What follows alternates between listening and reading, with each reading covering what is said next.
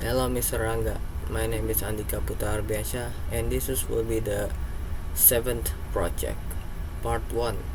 Read the words: car, American, scarf, carpet, ticket, scooter, cuckoo, pocket, sky, cup of coffee, school, of course, because, like, look, milk, plastic, talk, work, ask, gold, goat, girl, glass, bag, sit, Sam, Saturday, Sunday, sailing, sensible, outside, seaside, zoo, Z, zip, bus, peace, and prize.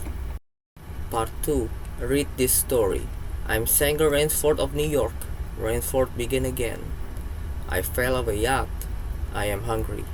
The man's only answer was to raise with his thumb the hammer of his revolver. Then Rainsford saw the man's free hand go to his forehead in a military salute, and he saw him click his heels together and stand at attention. Another man was coming down the broad marble steps, an erect, slender man in evening clothes. He advanced to Rainsford and held out his hand. In a cultivated voice marked by a slight accent that gave it added precision and deliberateness, he said, "It is a very great pleasure and honor to welcome Mr. Sanger Rainsford, the celebrated hunter, to my home." Automatically, Rainsford shook the man's hand.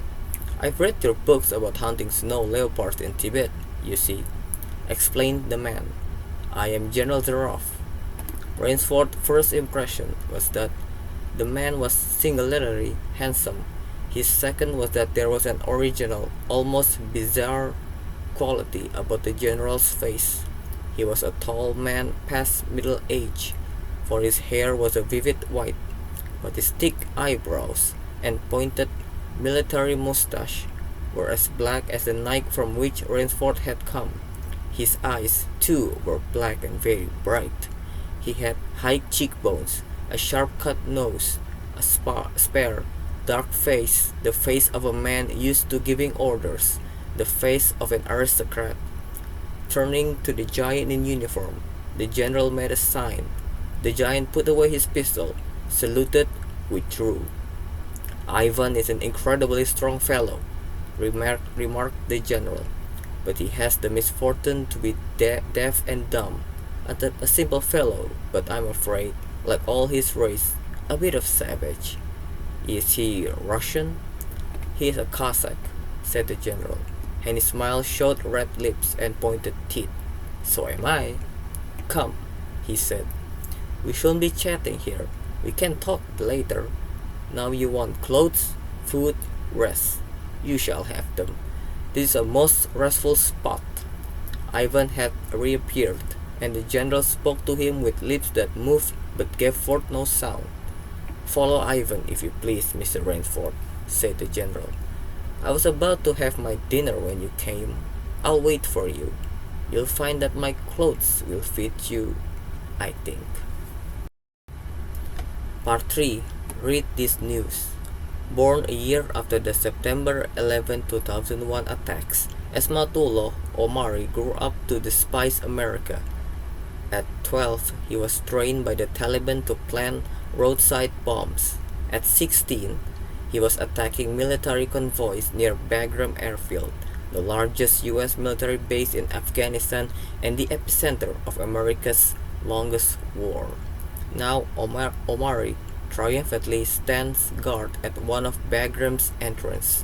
The Americans are gone, but the 19-year-old still doesn't understand why they came in the first place. Once he saw a video of planes hitting two tall buildings on a date he can recall.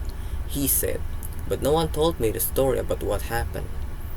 Thousands of Americans who were either toddlers, infants, or born after the 9/11 joined the U.S. military to serve their nation, combat terrorism, and foster democracy in Afghanistan.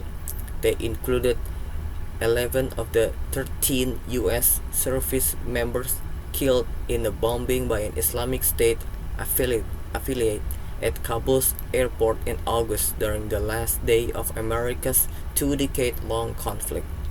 In Afghanistan, a parallel generation of Taliban fighters battled the Americans, their life also distinctly shaped by the 9/11 attacks. Many were children when they first tasted the war, trading their childhoods for what they were told was their duty as Muslim. But they grew up in a world where the 9/11 attacks were either obscured or mispresented in their lives. It was an alternate universe where a lost generation of rural Afghan youths had few opportunities and never benefited from billions of dollars in Western aid money that elevated the lives of countless Afghans. Filling the void were Islamic schools known as madrasas that shaped the mind of future young Taliban fighters. Their learning and their childhoods inevitably cut short by the lure of jihad or holy war. The Washington Post interviewed 14 young Taliban fighters from 7 parts of the country, all born between 2000 and 2003, to see what motivated a generation to take arms against US force when it had no memories of the 1990s Taliban movement or its ouster in 2001 after the attacks of September 11. What does their future look like in the new Afghanistan?